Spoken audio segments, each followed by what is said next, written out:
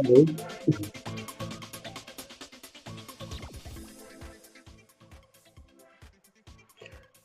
Hello, welcome. This is Humanist TV Africa. Good morning, good afternoon, good evening, depending on your location, all viewers all over the world. Sierra Leone, officially, the Republic of Sierra Leone, is a country on the southwest coast of Africa. It shares southeastern border with Liberia, and the northern half of the nation is surrounded by Guinea, covering a total area of 71,740 kilometers, 27,699 square miles. Sierra Leone has a tropical climate with diverse environment ranging from savanna to rainforest. The country has a population of 7,092,113 as of the 2015 census. Freetown is the largest and the capital city. The country is divided into 5 administrative regions, which are subdivided into 16 districts. My name is Emmanuel Mambu. I am your host. In the studio with me, I have Mr. Abdulai Kamara. He is from Sierra Leone. And our topic today is food and nutrition situation in Sierra Leone. We want to talk about the food and nutrition situation in Sierra Leone. As a nation, after 11 years of war, Sierra Leone have gone through a lot. It has gone through a lot, and our people are actually food insecure. And today at Humanist TV Africa, I am your host, Emmanuel Mambu. We'll be talking about the food and nutrition security situation in the country. Mr. Abdulai works with the Sierra Leone Network on the right to food and is presently based in Sierra Leone. Mr. Abdulai, you are welcome to Humanist TV Africa. You can please introduce yourself to the audience.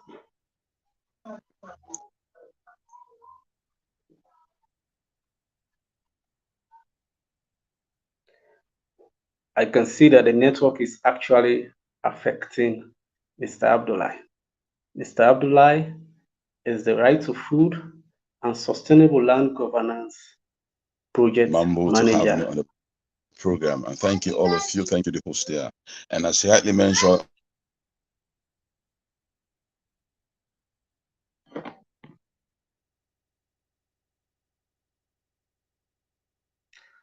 We're still having issues with Mr. Abdulai.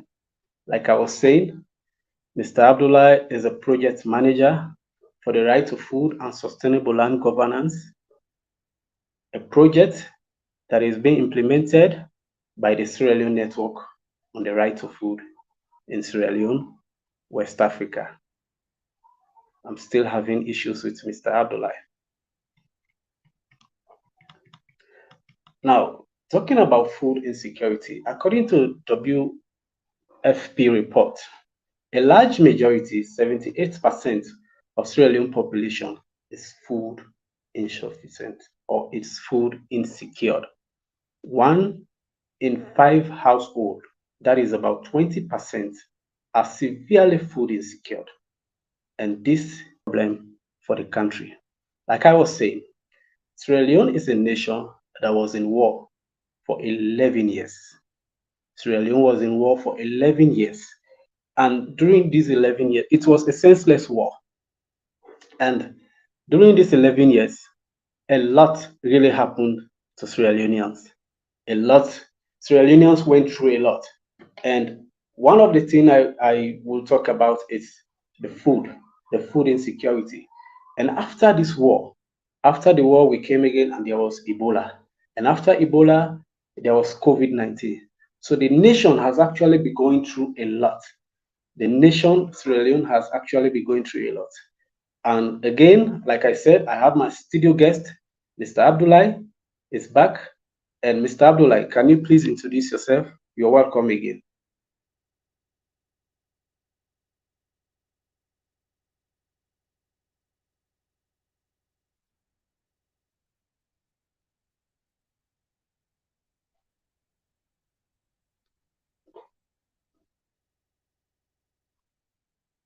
Mr. Abdullah, it's Hello, like your mic is mute. Okay, thank you.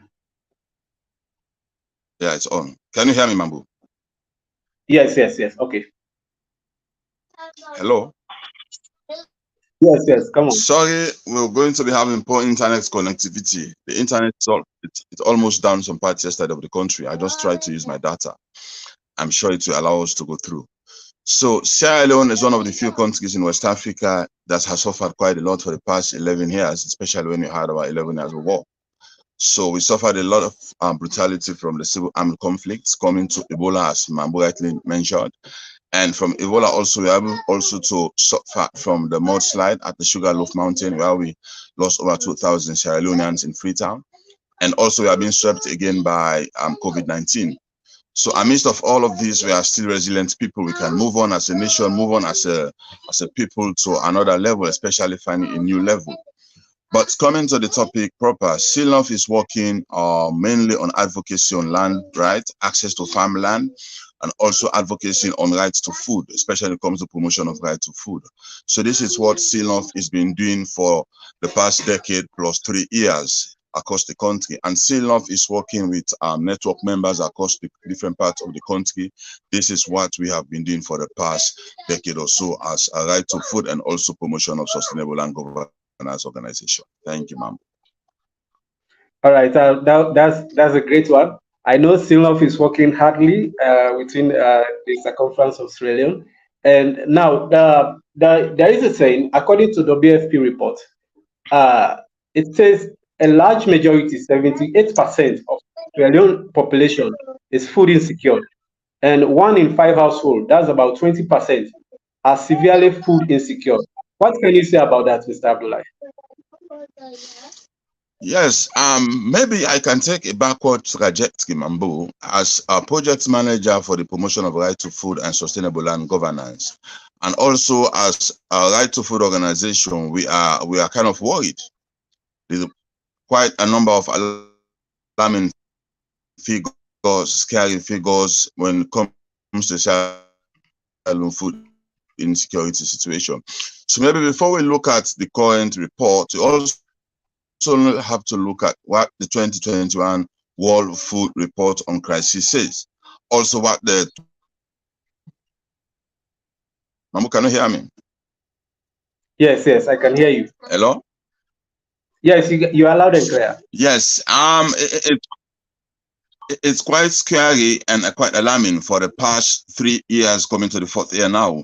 Most of the reports have been put Sierra Leone in a bad spotlight to be food insecure. Number of districts have been highlighted in all of this report that it is quite alarming, quite also serious for Sierra Leone situation.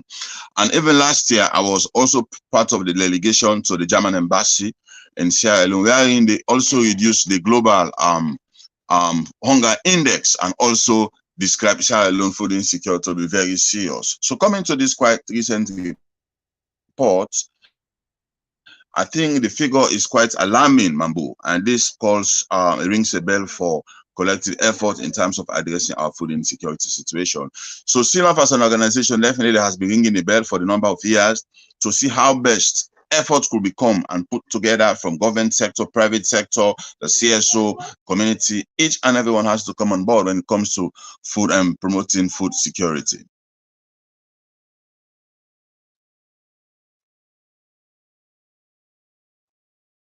Hello, Mambu.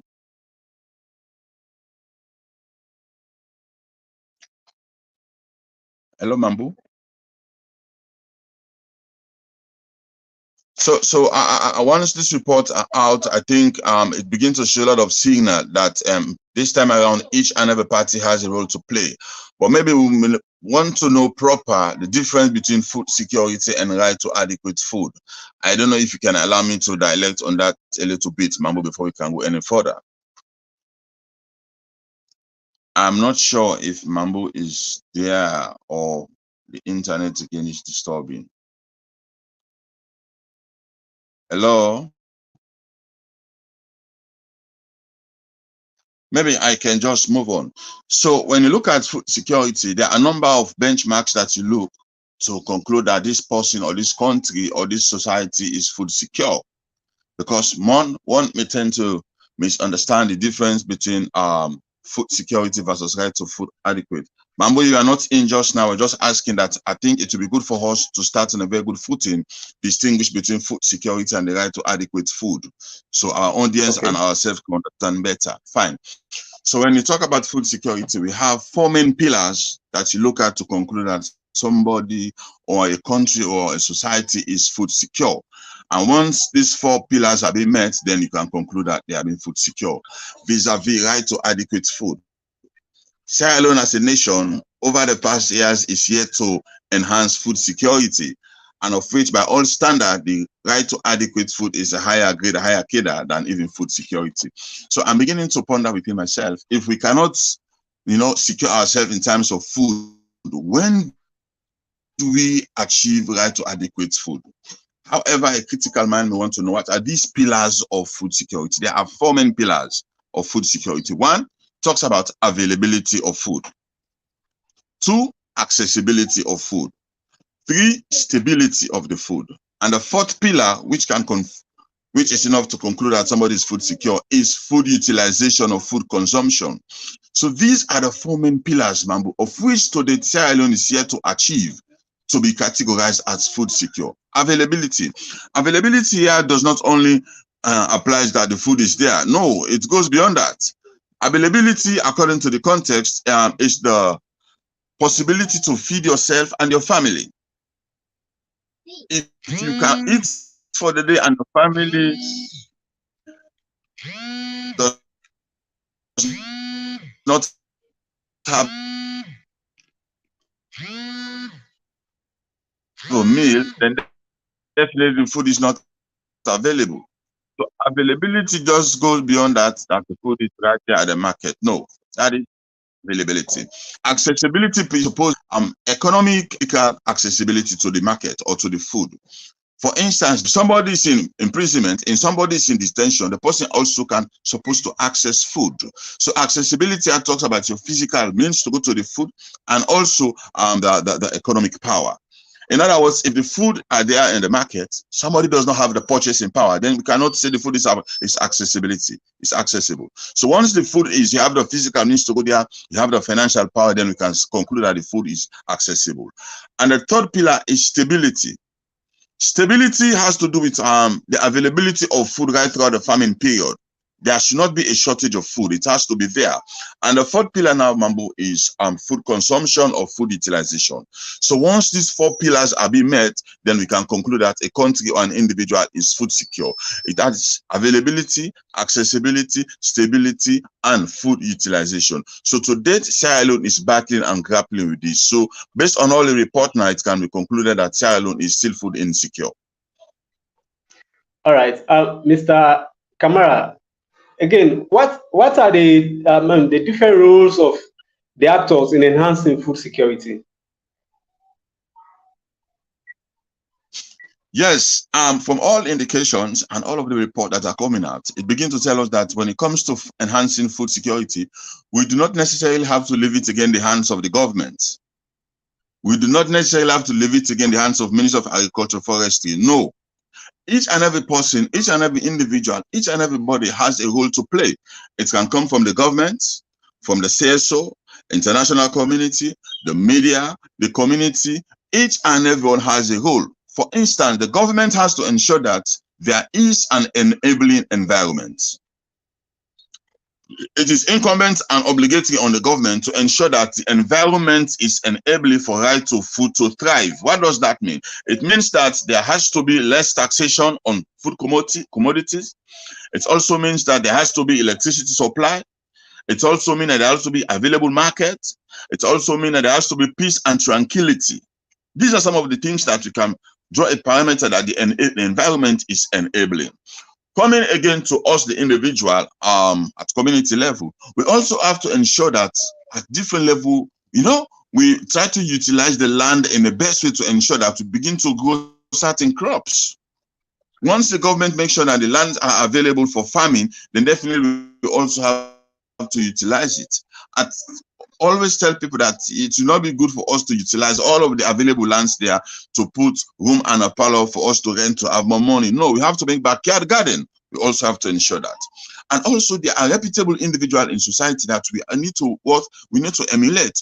For instance, there is a popular man of God in Sierra Leone, Pastor Francis A. Mambu. He has a very big congregation, but he's also a farmer. He has a farm.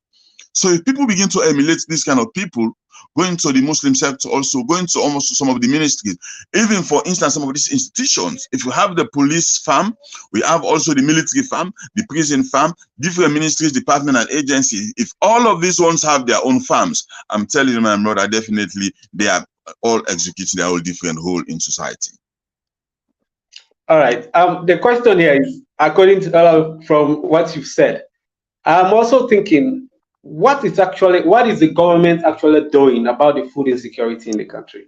Is the government actually doing anything about it?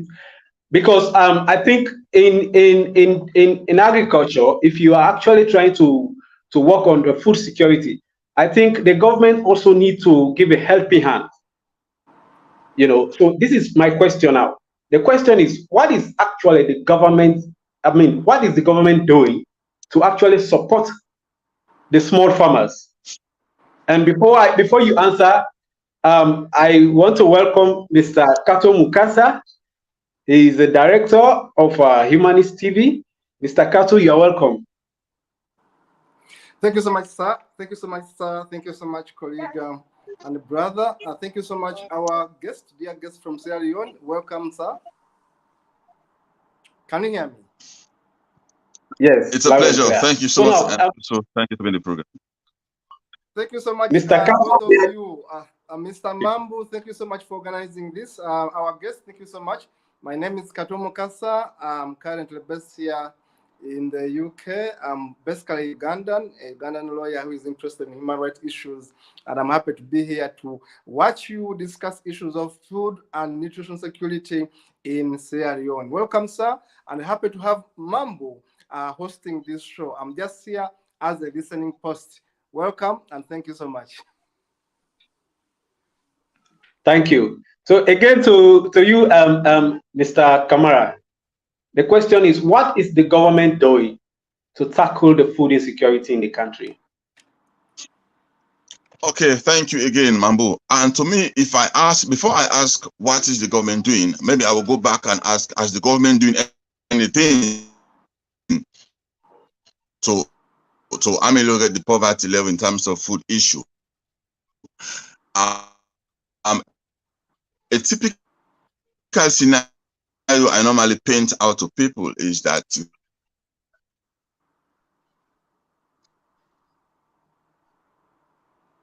we are having issues with hello, Mr. Kamara. Yes, you are here. I'm still me. Hello. Yes, we can hear you, Mr. Kamara. We can hear you. Please continue. Hello. Talk. Yes, continue. Okay. So what I normally paint out to people is that before we ask what is the government doing, we need to know has the government been doing. When I'm talking about government, I'm not talking about the current government alone, even past governments. It's like you have your kid at home, you cherish him or her, and you put her to an expensive private school. You pay all the expensive bills. Maybe you also hire a teacher, quite expensive sum to pay the teacher. And in the classroom of the kid, there are about 50 of them in a class. And at the end of the day, at the end of the year, you have the report card of your kid, and the kid took 48 position, not percentage, 48 position out of the 50 kid. As a parent, as a sponsor, I don't think you'll be happy with that kind of results, no matter what. Whether the teacher has the blame, whether the lesson teacher has the blame, the parent has the blame, definitely somebody has to take responsibility. So this is a situation of Sierra Leone. Government in, government out, they have put a lot of money into the agriculture sector, and they trumpet all of this figure. But yet, whenever the reports are out, Sierra Leone is in a very bad shape. So this is a testament that Sierra Leone, has been investing money in the agriculture sector. Maybe the monetary aspect has not been too good. So on that note, we cannot conclude that the government has been doing well, Mambu. So I think they have to step up with the antenna. They definitely have to step up with the monitoring system to ensure that whatever money that is being spent to the agriculture sector is being monitored and is being definitely given value for money. So to me, I cannot conclude that much has been done in the agriculture sector. Looking at this kind of reports, there are a lot of evidence, strong data, alarming and scaring data, bringing up Sierra Leone in a very bad spotlight. So to me, I think the government has not been doing well. Yes, that's a great one. Yes, talking about monitoring, this is a problem with Africa government. We are having this issue in all over Africa. Monitoring is actually lacking. Now, in the 2023 Global Hunger Index, Sierra Leone ranked 116 out of 125 countries. With the data to calculate 2023 Global Hunger Index scores, with a scores of 31.3, Sierra Leone has a level of hunger that is very, very serious. As an organization, still not. What are the challenges you face in working on the Right to Food project?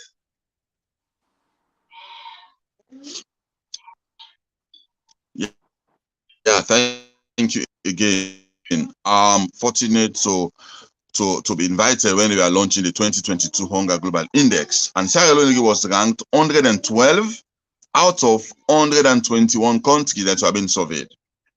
And again, this is the adjective they give. They said Sierra Leone hunger level has gone to serious. And now it's very, very serious. So to me, I think one of the challenges we've been facing as CSO over the years, to me, honestly, is low education. Low education when it comes to right to food and promotion of food security. My project last year, we were trying to push so that we could have a right to food bill, because we wanted to have a right to food bill so that that one can, ensure and enhance government commitment when it comes to food security. Over the years, government has not been prioritized agriculture, and this has been the missing link. They prioritize education, they prioritize other things. So once people do not have enough knowledge when it comes to education, then definitely find it very difficult to penetrate. You will not believe that when we get to parliament and some lawyers, they do not know what it means to right to food. They think that it's a concept that is coming to put government below its belt and to push the citizens to come to government for food on their table. We said no. I think also they also need some level of education. So one of the challenges has been low level of education when it comes to right to food. And also again, another challenge over the years, government has never been able to prioritize agriculture, except for the second term of this government, where it has big changes. One of them is feed salon. And feed salon is the government's topmost priority. We hope that it is not only a political fanfare, so that it does not only become a developmental fad, but no, they have to use it as a national campaign, as a national agenda, where in each and every sector will come on board. And also another challenge is that, honestly, there is a gap between the local chiefs, those who used to control the land, versus the small commercialization farmers. They want to utilize the land. They want to utilize the farm. But these land owners before this time could not allow people to access the land. Instead, they give the land to the agribusiness investments, the ADAX, the MIRO, the Sierra Organic Palm. Can you hear me? Yes. Sierra Organic Palm, yes. Gold Tree. So once these agribusiness investments come, they give them the land and they do not give them to the farmers. So once these agribusiness people use large concession of the land, then definitely productivity is going to low, because the people could not get access to the land again for farming. So that's the second challenge. They give out the land to multinational agribusiness investment. And also another one again is some part of the government, which I can say it's structural. Government releases huge sum of money, but they don't follow the money. They don't monitor the money. So once the money goes out, it does not give out value for money. So where the money ends up, we do not have the desired yield or the desired result. So I think these are some of the challenges again. And for government, as I said, it's structural. It has to do with late supply of seedlings, late supply of inputs. So all of this again coming from government, which also again hiring people without the requisite capacity and qualifications. Yeah, Mr. Kato, listening, do you have anything to say about that? Yeah, thank you so much, sir. Thank you so much, the host, for giving me this chance to be able to talk something on this particular show, Mr. Mambu. Thank you so much, sir. And of course, our guest, thank you so much for educating us. Me, as a Ugandan, I'm impressed to hear that Sierra Leone is making great progress in terms of food security. Yet I know so many countries are doing bad. I want to ask you, uh, uh, how has what policy are there in place to ensure that people have adequate food in Sierra Leone? Is that a deliberate government effort or is an NGO effort? Because it may be NGOs working towards having this achievement. Is it government doing this? Because I know you have a president who has been fighting more battles of recent. I don't know whether is the one actually putting in as a government. Is it the government doing this, or it is the NGO sector doing all these good things? Yeah, thank you so much. Of course, as you know, such a discourse is a national topic. Government alone cannot handle it. So government is working in its own part. The international community also is working its own part. CSO are as well working its own part. Yeah. So on the part of the government, there is no specific policy when it comes to enhancing or achieving right to food or food security. When I was doing my research last year, my thesis, I went to the Ministry of Agriculture. They showed me a food and nutrition policy way back in 2016. That one is too archaic. It does not stand the test of time with recent trends when it comes to food security. So there is no kind of policy or bill or something be enacted to ensure that people have access to right to food. No. SEALOF as an organization, CSO, we initiated that last year to ensure that we had a right to food and nutrition bill. We noticed that because, of course, at the international law, we are part of the International Community for Economic, Social, and Cultural Law. We also endorse that one at international law. So at international law, it is hard law. But at national level, because it has not been domesticated, it's the soft law. So it means the government cannot be held accountable if people do not go to bed with food at national level. So CNOB decided that last year we should launch a campaign, a national campaign, take it from the community to the district, with some parliamentarians to have a kind of right to food bill. So this bill should have been a kind of caveat and a blueprint for government to put more commitment when it comes to food issue. But unfortunately, the project did not achieve that delivery because the project ended and that one could not be completed. We wish that we could have a support to push that one.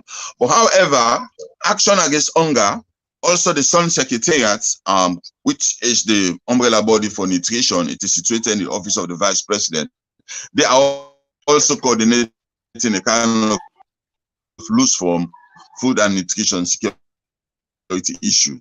But there is not, and honestly, the plain truth is, this is why government has been treating it with a pinch of salt. I'm not only saying this government in its second term is prioritizing agriculture, but for the past years, government has not been prioritizing agriculture because there is no law or there is nothing being enacted. If it was going to be a law in place, then definitely the government will have been held accountable. So in a summary, that is what I can say. There is no law, there is nothing enacted when it comes to actualizing right to food. Thanks so much, Mr. Kamara. And my last question is, I've been looking at the statistics, of course.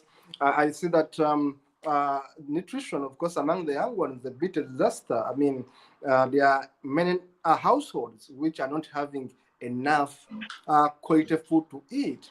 Yet, of course, I know that Sierra Leone has a very small population from my research. Uganda has about 45 million people. Sierra Leone has, I think, a quarter of our population. You have a very small population. And of course, we're doing well in terms of climate. You have rains as we have in Uganda. You have fertile soils in Sierra Leone. What is it causing that the issue of food insecurity, the issue of famine, the issue of lack of enough food? Is it war? Is it bad government policies? Is it us as Africans being lazy? I'm putting it in quotes because people normally say, oh, you have land, you have good environment, but you don't want to go and dig. You are just lazy. Are we just lazy as Africans? What is the problem? Yeah, thank you so much. As you rightly mentioned, we have a very small population, not even 8 million. But it's difficult for us to handle our food issue. A number of causes are responsible for that. Number of causes. One, I can start from the government level. There is no good governance. There is no good law on that when it comes to right to food. There is no good law. And also there is no meaningful budget allocation to agriculture sector. If you're talking about food security, promoting agriculture, definitely the government has to increase its budget allocation to agriculture. And imagine quite recently, the government has passed a finance act of which by next year, 2024, they are going to increase by 5% importation of rice in Sierra Leone. Imagine now we are quite food insecure. Foreigners are importing rice for us. Without any taxation on it, we are still food insecure. And the government now with the new finance act, they are about to launch a 5% tax on importation of food. So the whole of 2024, it means our food insecurity situation is going to be quite alarming. And by 2025, they are going to increase the taxation by 10%. So these are the situation. Government do not have good policy on food security and right to food. Second, there is no adequate budget allocation to agriculture. Yeah. Third, again, coming down the community, the youth again do not find the agriculture sector any more attractive. They are leaving the farming, migrating to bigger towns to ride bikes, migrating for other, quick income generation job. And again, coming to us as Sierra Leone, and part of also our food insecurity is our consumption and food eating pattern. Sierra Leoneans are quite typical for breakfast, for dinner, lunch. We eat rice throughout the day. We do not have the culture to make use of other food that are available. When I go to Philippines, I go to Nigeria, you see that they have, food diversification. They go out for all of these ones. So we do not have, these kind of companies that can come and transform this other food stuff that people could make them attractive to eating them. So this is also quite difficult. And also again, another cause, as I said, the education level is quite low. When you go to these traditional settings, people prefer to eat foreign food, this quick fast food, than even their local grown food. So do not have the culture to even eat some of our local food. So these are some of the causes, that are responsible for us to be food insecure. So it is a cumbersome something that has to come first from the government, ensure that there is a policy, also that you make the agriculture sector quite attractive, so that the labor force in the agriculture sector definitely can increase. If we have increase in labor force in the agriculture sector, definitely we will have increase in productivity. And once we have increase in productivity, we have increase in income, we can save a lot and feed ourselves and maybe feed other neighboring countries. My data. Thank you so much, Mr. Kamara. Thank you so much. I don't know whether you hear me. You had gone off briefly. Mambu, can you hear me, please? Yes. Mr. Kamara, can you hear me? Did you miss out some point?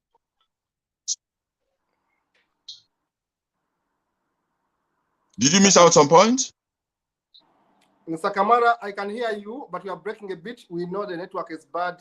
Or maybe I can summarize. Okay. I think Mr. Kamara have said it, and yes, I don't know. He's actually having a whole lot of issue with his network. Yeah. Yes. So I can hear you. Can you hear me? Can you hear you? Mr. Kamara. Yes, we can hear you now. We can hear you, sir. Can you please continue? So can I summarize? Yes, please. Yes. Okay.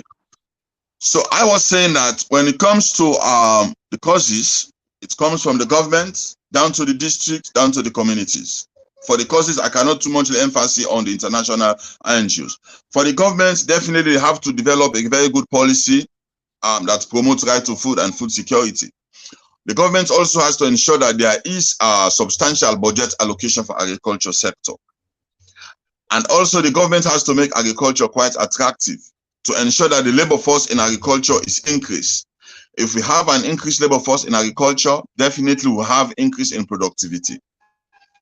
If we have increase in productivity, it's also presupposed that we'll have increase in income. And once we have increase in income, we can feed ourselves as a nation and maybe feed our neighboring countries as well. Yeah. So for us at district level, there has to be a high level of education to ensure that people begin to grow what they eat what they grow. They have to ensure that they live fresh and they eat fresh. So they have to go their own food, ensure that they do not go much for the imported food. which are not too good for the body, to ensure that they eat what they locally go. So this in sum is what I can say when it comes to the causes and what to do.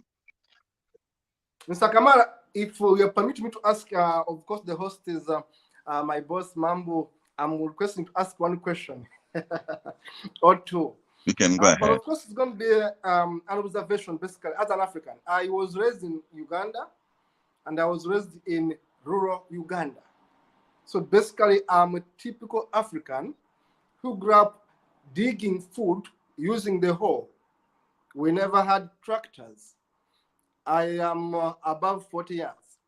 So in the 80s, we never had tractors.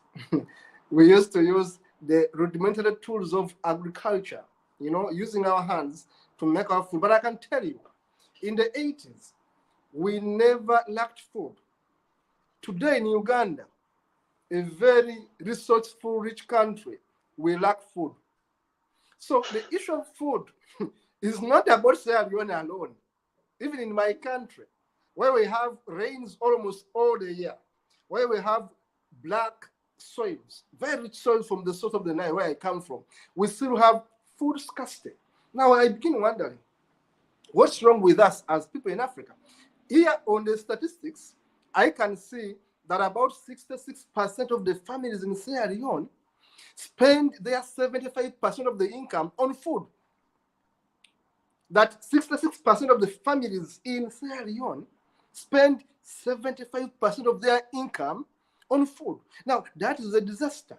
It means that half the population basically live by buying food. Now, that is a disaster for a country.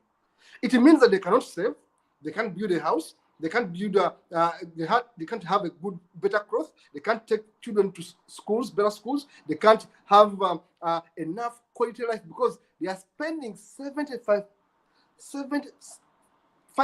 of their monies on food. It's bad. Now, it's not a question. It's like a rhetorical question. I'm answering it. When I was growing up in Uganda, partly I grew up among the nomadics. The nomads are cattle keepers. And basically, they keep on moving from one area to another depending on the season. I grew up among them at one point. Now, these nomads keep their food in locally made food banks. Food banks. We call them in Uganda, ebyaji. Like you get cow dung, you get soil, you get leaves, cut them, small trees, cut them, and build a hut, but not a hut, it's open up. You build a hut like a tank, big one, and then you put in this food. I'm talking about maize, dry it, put it there. I'm talking about cassava, dry cassava. You are in Uganda, Mambu. You will see these things. They are dying out, but they used to happen in the 80s.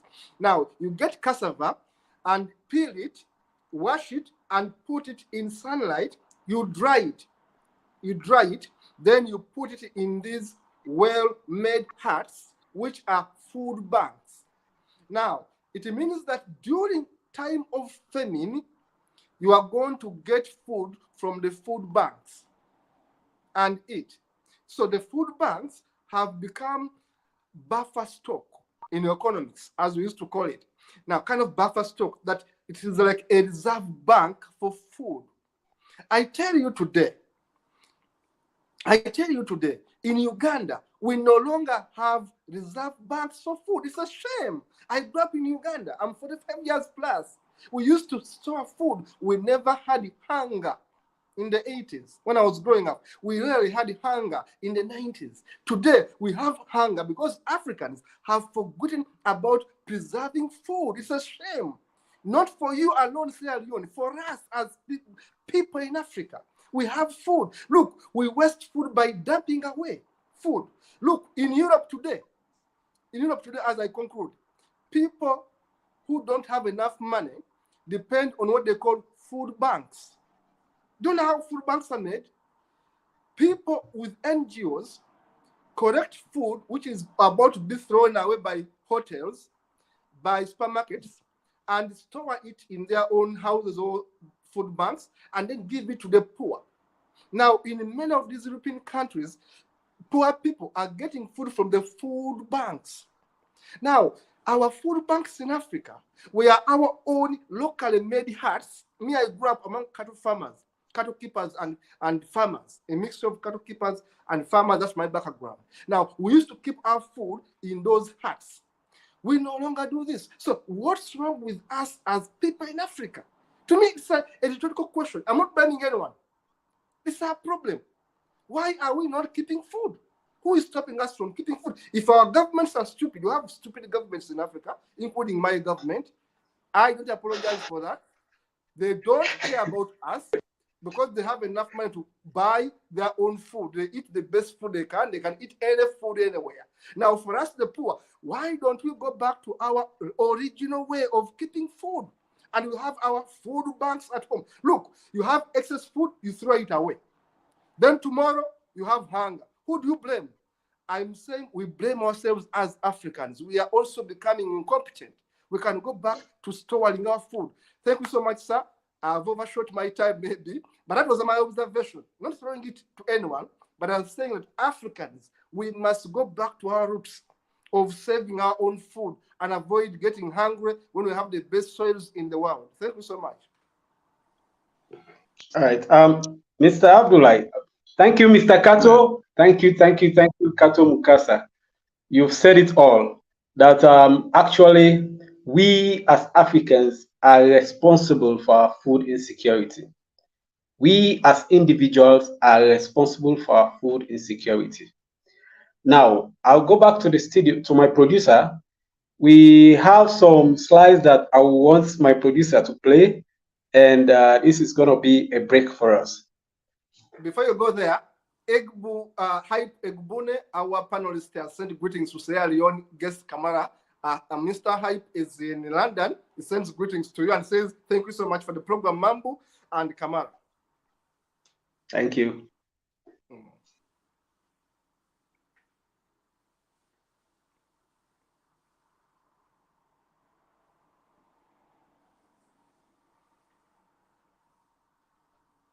Situation in Sierra Leone. You can actually see the food insecurity situation. You can see the children. It's very, very much serious. These are families who are food insecure in Sierra Leone.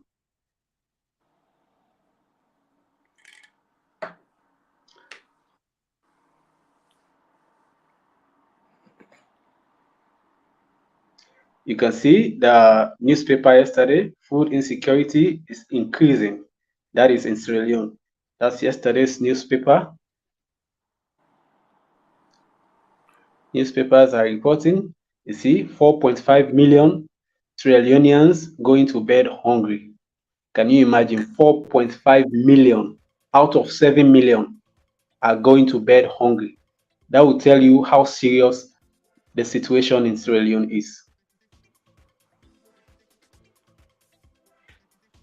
And talking about food insecurity, we talk about, the availability, the accessibility, and the utilization. I think Mr. Abdulai was talking about it. The availability, you talk about the production, the processing, water and soil management, and trade and stockpiling. When you come to the accessibility, we talk about the transport, we talk about equitable distribution, we talk about the marketing, the affordability, and also the purchase power. If we go to the utilization, we talk about the good health indicator, the nutritious food, food safety and quality, clean water, and sanitation.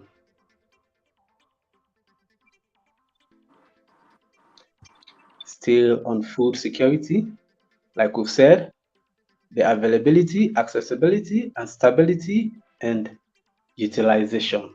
This is what is actually lacking in Africa as a whole.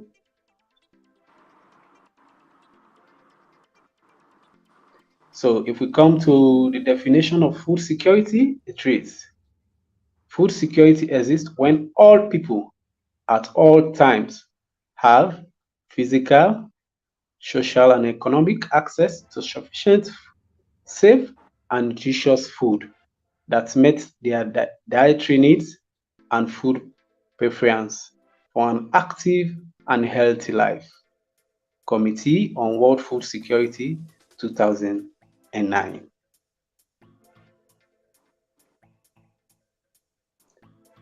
You will talk about a healthy eating plate. You see, you have a vegetable, we have our fruit, we have a whole grains, and the health protein.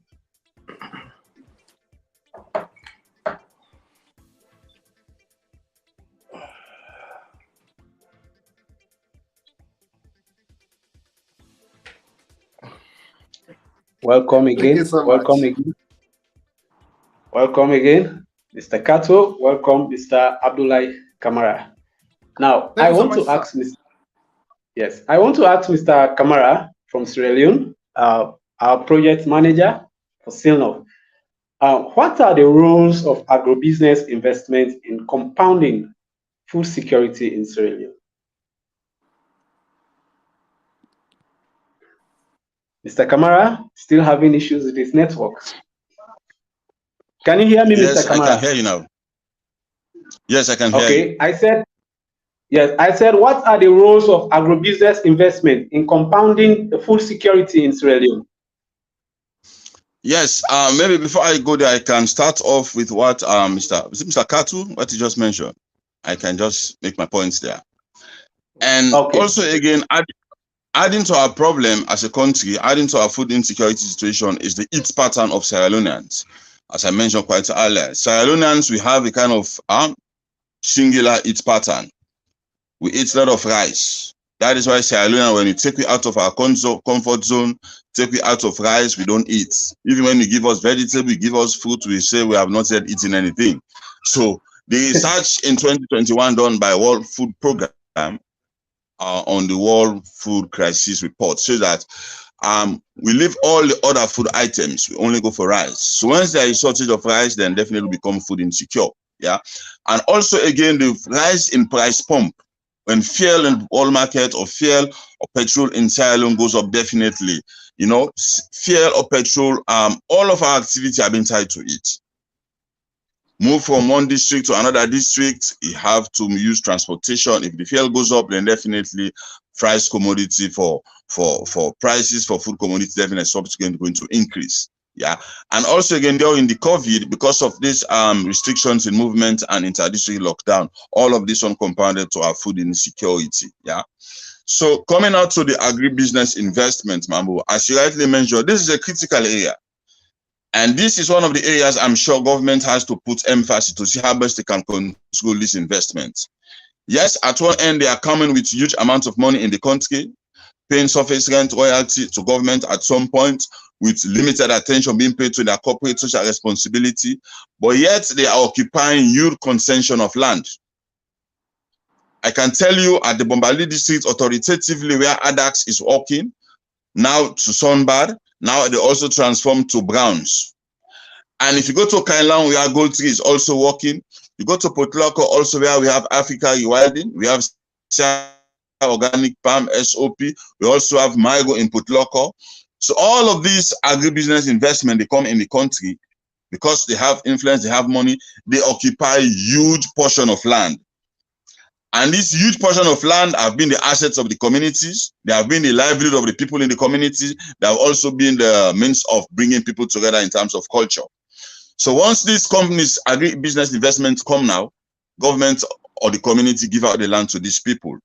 For instance, you ask one company, they will tell you that we are occupying 1,000 hectares of land. But if you do a research, maybe they're only utilizing 500 portion of land, 500 acres of land. So the remaining 7,000 acres of land is just standing idly. And this 7,000 of land could have been utilized by the community to produce land, to produce food. That could have been used for agricultural purposes. Imagine somebody is utilizing 7 hectares of land. If this land would have been used by these community people, it means productivity will have been increased in that area. So once this land are not being utilized by the company Also, they have not allowed the community to access those land. The land are going to stand idle. So by the end of the year, that aspect of the food security, which says stability, there will be no food availability. So it means if you have these ones right across the country, there will be too many unutilized land in the country, just idling like that. So once people cannot get access to farmland, land for agricultural purposes, land for secret society purposes, then definitely this is going to compound on the food insecurity situation of the country. So we also have to look at this investment. How sustainable are these investments are? How helpful is it? Is it that it's coming to take the livelihood of the people, or is it that it's coming to cripple agriculture and productivity components of the country? So this is also a critical aspect the government definitely has to look. Yeah. So I can conclude that some of the investments are coming, yes, but they are compounding to the insecurity of food in the country. Well, I'm talking about, yes, talking about the multinational companies like in the gold tree.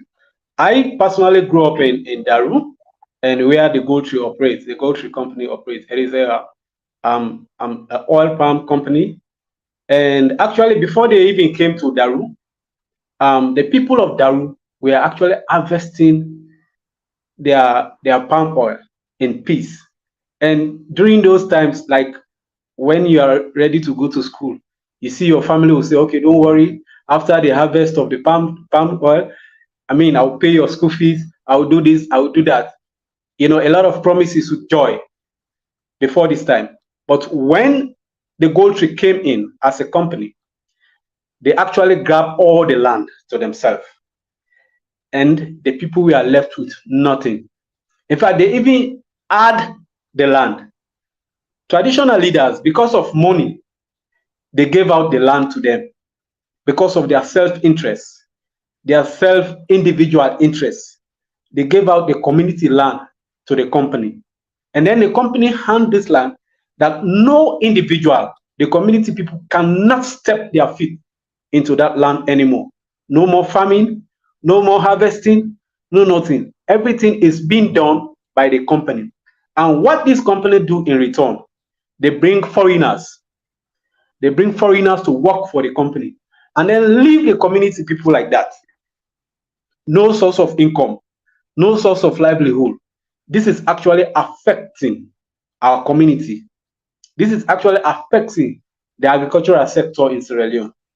The company will come, hand the land, call on few individuals who call themselves community leaders, and they give out this land without no proper agreement, because all their agreement is for themselves, their self-purposes, their self-elevation. And then they forget about the majority people, the majority community people or inhabitants. And this actually have been affecting the gold tree community. Now, they bring foreigners. Even when as a citizen, even when as a community member, you are qualified to work in this company, they will not employ you. Reason, because they will not want you to see what is actually happening in the company. They will not want you to see most of these agreements that has been made. If they are breaching this agreement, they will not want you to know what is actually happening in the company. And they will also use this land for mining purposes. They will come to the community and say, okay, we are going to have this land, okay, we'll plant plantation, we'll do this, we'll do that, it is for oil plantation and all. But when they have this land, they begin to utilize it for mining purposes. They begin to utilize it in another way that has not been agreed, that was not in the agreement. But because they don't want community people to talk about this or to even know or to even see what they are doing, they prefer to bring foreigners, people who are out of the country, to come and work for them. They don't mind how much they pay them. And if as a community people, if you are fortunate to work there as a laborer, you'll be paid less as compared to the same job that is being given to the foreigner. So now, this is a great problem in Africa. How can our government or our leaders actually be able to handle these situations, Mr. Abdulai? Yeah, Mambu, it's quite difficult. As I'm telling you, together with one of our partners in Switzerland, Hex, and also with other of our partners based in Australia. We are conducting a research on some of these companies, especially those companies that are doing carbon offsetting. Those agri-business investments, like the gold tree you are talking, we have them in our radar. We also have the Sunbird. We also have the Miro. We also have the Shea Organic Palm and Africa Rewilding. So all of these companies are coming in the guise of, planting oil palm, planting trees. But they also have another business in between that they are doing, and they have not disclosed these ones to the government. They have not disclosed to the Environment Protection Agency. And also there are a lot of human rights violations that are going on in these companies in terms of not paying people NASIT, underpaying people, not taking people for permanent job. They are only having casual labors, and most of the labor force are being migrated into the company. So there are a number of issues with these ones. But as I'm telling you, is we want to take our time to do our research, because some of them come and yet they say we have permits from the government. They just go into the community without even looking at council. They just go to the community to begin to operate. Yeah, but there are lots and lots of issues when it comes to that. Even the agreements, those promises they make to the people in terms of building schools, reconstructing road, give scholarship, they have not been able to fulfill those promises. But yet they are harvesting, they are mining, and they are also taking out our oil palm out of the country. So these are also critical issues. But as I said, we are launching a report very soon. If you also give us the time, we can also come up for an interview to also share our views when the report is out. It will be definite. It will be definite. Mr. Kato, do you have anything to say? No, apart from thanking Mr. Abdulai Kamara. He has been a great guest. Of course, I have to say that we are going to invite you again. You are an expert in that area. Thank you for educating us. This TV is here to educate ourselves as Africans, but also share what we have with the rest of Africa, because now I was able to learn from Sierra Leone. You have educated me about the way things are in Sierra Leone. So I want to thank you so much, sir. And I want to encourage you to attend more of our episodes. Our host will be inviting you always to attend. Thank you so much, Mr. Host, Mambu. Thank you so much for hosting me. And of course, Mr. Kamara, thank you so much for attending. I'm Katomo Kasa from Mass TV. Thank you so much. Yeah, back to Mr. Abdulai. I want you to actually give me like 1 or 2 recommendations or a way forward before you say your parting word. To me, the issue of food security, government has to take it as a paramount agenda. It does not have to look like a campaign strategy. The issue of food security has to be a national blueprint. Government in, government out. If you want to succeed, you cannot succeed by increasing tax on people. You cannot succeed by that. They all have to prioritize agriculture. And this recommendation is not only going for Sierra Leone. Going for African countries, we have to prioritize agriculture. Once you prioritize agriculture, agriculture is no more the backbone. No, agriculture is the neck. If the neck is not there, the head definitely cannot stand. So they have to make agriculture quite sexy and attractive. That's the first one. Second, when it comes to the issue of food security, it will always be good to have a kind of 2 lenses. The government at one end, also to ensure that, the CSO have the space to look at things critically. For instance, before this time, my organization used to produce our situational report on food situation, which sometimes can be quite implicating because we don't have to be afraid of government. So once they create the space for the CSO, it will be also good to put in a symbiotic way, look at what the government is doing and also look at what the CSO is saying. We can juxtapose the two and know what to do. And the third way, definitely the government has to encourage, foreign investment into agriculture. Government has to encourage foreign investment because government itself cannot do that all. But once you have foreign investment in the agriculture sector, then definitely agriculture is going to boom. Yeah. Then lastly, I think government has to increase budget allocation to the Minister of Agriculture, Forestry, and Food Security to ensure that we all achieve food security. Thank you very much, Mr. Abdulai Kamara. He is Mr. Abdulai Kamara. He is a project manager for SILNOV on the right to food and sustainable land governance in Sierra Leone.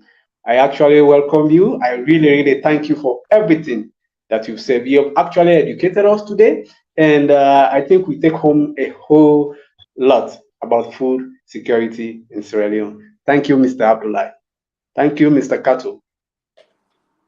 Thank you so much. And I've learned one thing from Kamara, that agriculture is not the backbone, it's the neck. I love that one. Thank you so much.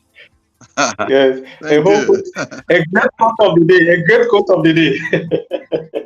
Yes. Thank you very much for having you. Bye bye, everyone.